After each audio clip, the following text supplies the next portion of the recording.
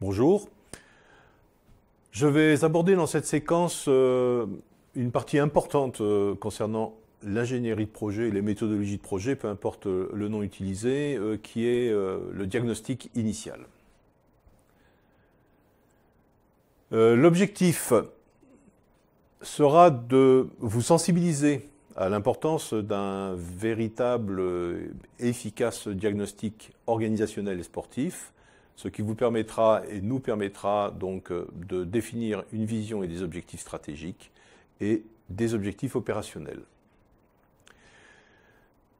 Pour rappel, les étapes du projet, donc le diagnostic de départ que nous allons revoir un peu plus précisément, la définition ensuite d'une vision stratégique, d'objectifs stratégiques et d'objectifs opérationnels. Donc la différence, je vous rappelle, entre la dimension stratégique et opérationnelle, c'est le terme en fait. La vision stratégique plutôt sur du long terme et opérationnelle plutôt sur du court ou du moyen terme.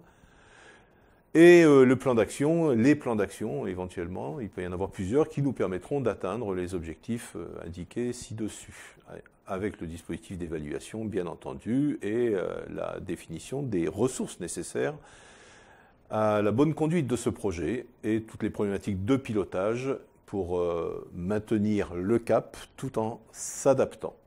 Donc c'est préparer l'adaptation essentiellement et ne pas penser que ce qu'on a planifié, prévu à l'avance va se réaliser tel que prévu. Par principe, cette organisation, cette planification doit nous permettre de nous adapter et ça doit être un des moteurs principaux de cette planification et de cette structuration.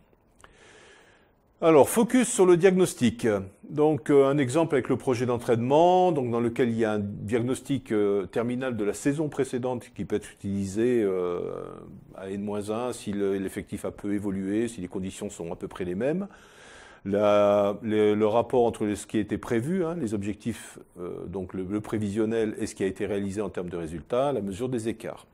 Donc le diagnostic initial de début de saison, avec un programme d'intersaison et un programme de pré-saison, qui nous permet d'affiner ce diagnostic, et ensuite, bien sûr, le pilotage suivi de la performance, de la structure, du staff, de l'équipe, avec les indicateurs clés. Cette notion-là est indispensable à définir.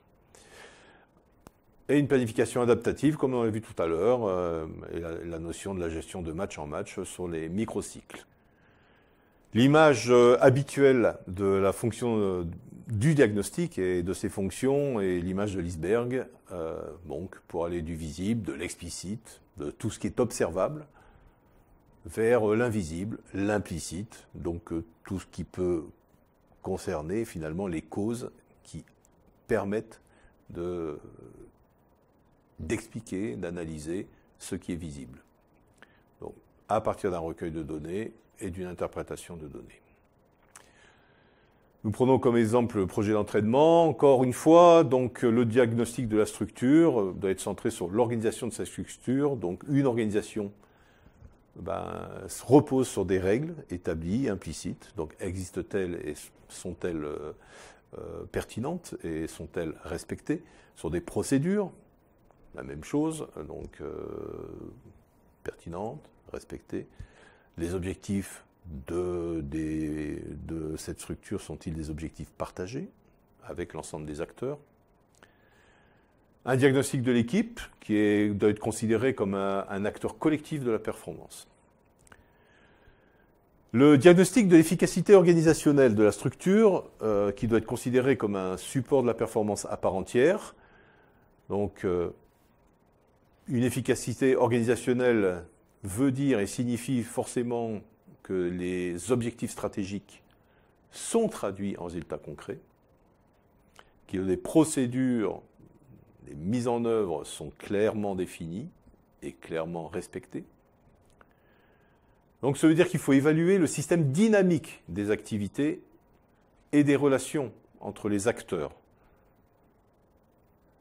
C'est important cette notion de dynamique. En fait, les diagnostics ne sont pas qu'une série de photographies et de clichés les uns à côté des autres, mais une forte centration sur tout le réseau dynamique dans la structure.